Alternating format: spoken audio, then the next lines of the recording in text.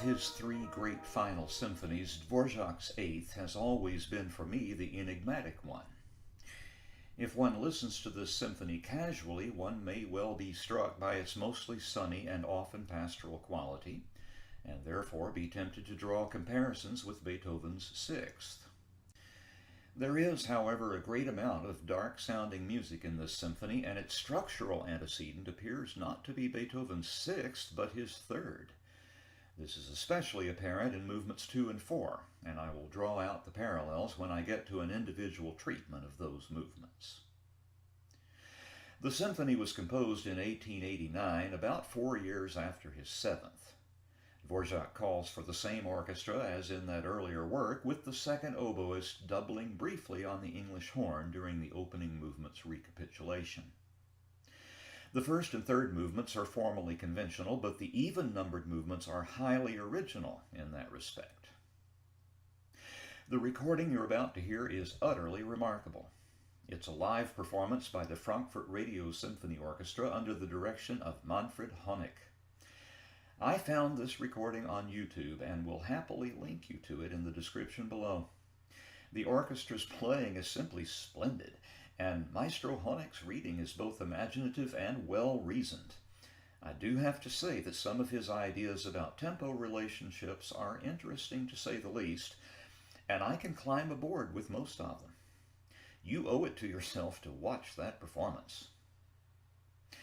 I will take up the movements individually for comment, as usual.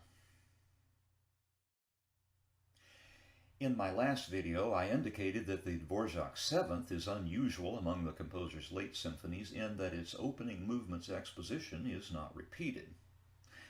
I didn't say that it's unique in that regard.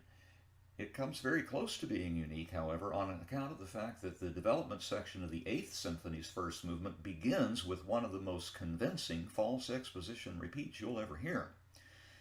This is a strategy borrowed from the hybrid sonata rondo form, and another fine, almost contemporary example from 3 years earlier is the final symphony of Johannes Brahms, whose first 3 symphonies all exhibit bona fide exposition repeats. Despite its G major billing and key signature, the movement opens in G minor with a soulful tune in the orchestra's warmest voices. Its final cadence is on a radiant G major chord from which a flute solo emerges with an arpeggiated G major triad, 1, 3, 5. This melodic motive will prove to be important. It also opens the final movement's main theme. The first theme complex is extensive, as in Symphony 7, and the second group begins not in the dominant key, as we might expect, but in that key's relative minor.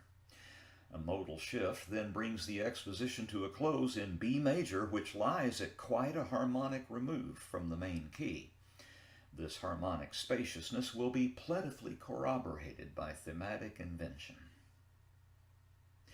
The development section, which begins with a false exposition repeat, is artfully constructed and closely reasoned, rising to a great pitch of intensity for the recapitulation, in which the opening theme is shouted vehemently by the trumpets over a maelstrom of chromatic scales in the strings.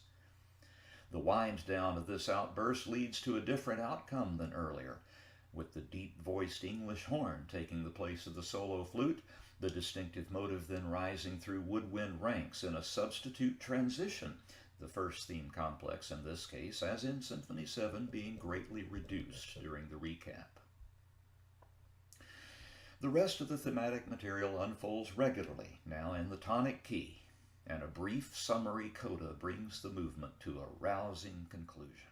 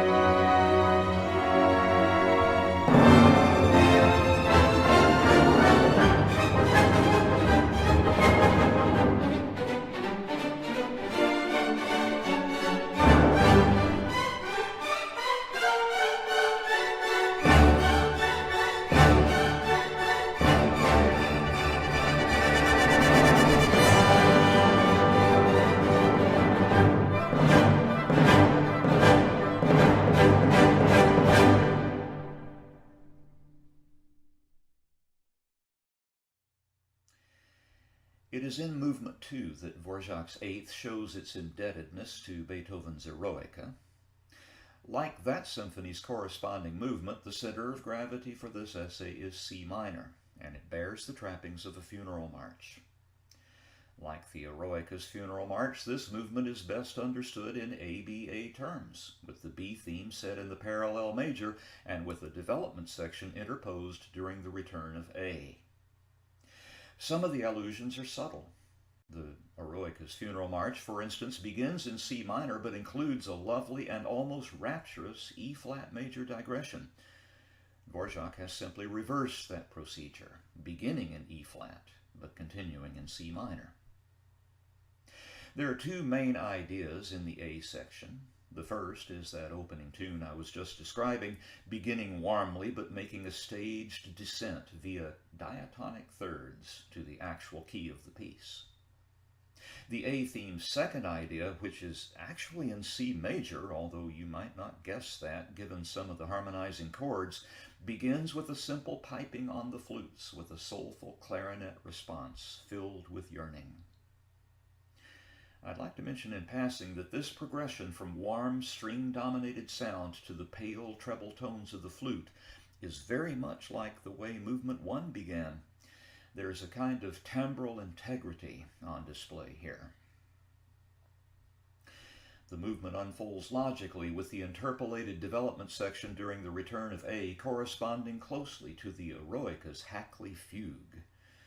The ending is extraordinarily artful, dying away in C major.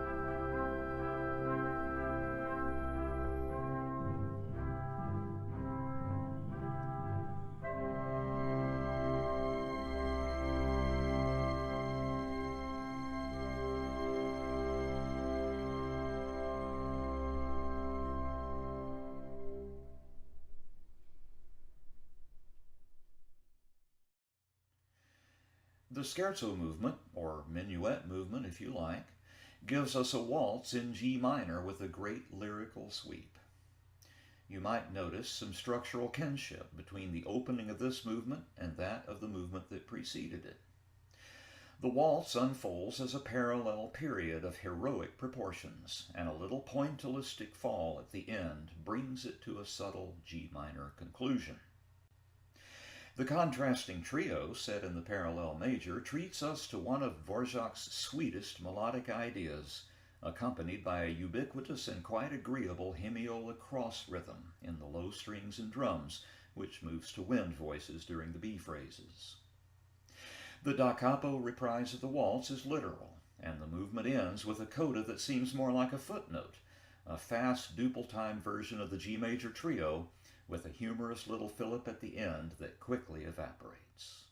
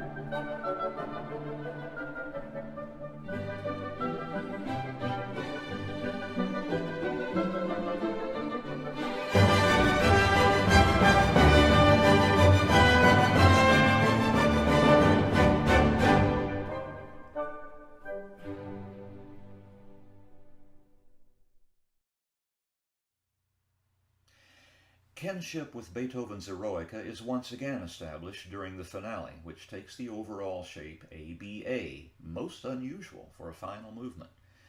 I think it would be best to sketch that movement before we dive in. Like the corresponding movement of the Eroica, this finale opens with a bold fanfare. Not a Schrecken's fanfare, as in the Beethoven case, but a heroic fanfare for the two trumpets in unison, prolonging the dominant of G major. This prolongation is handed off to deeper voices and fades away, clearing the space for theme A.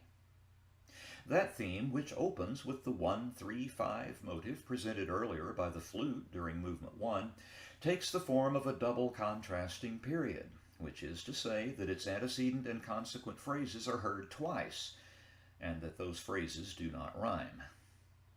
In the score, this is presented in the form of two repeated strains.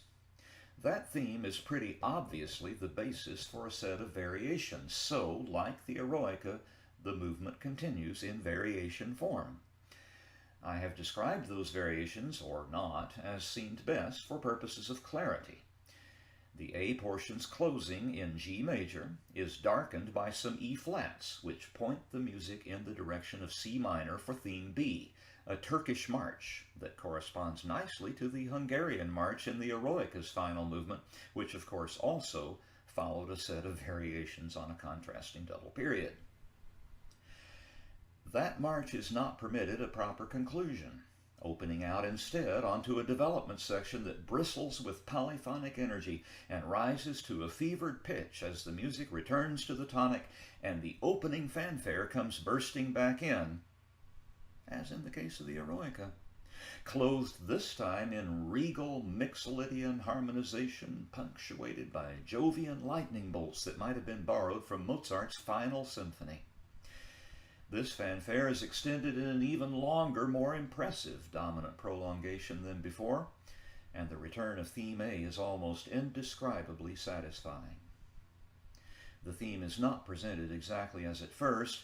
In fact, the variation procedure is still ongoing, and three final variations of this theme bring the main body of the movement to its close.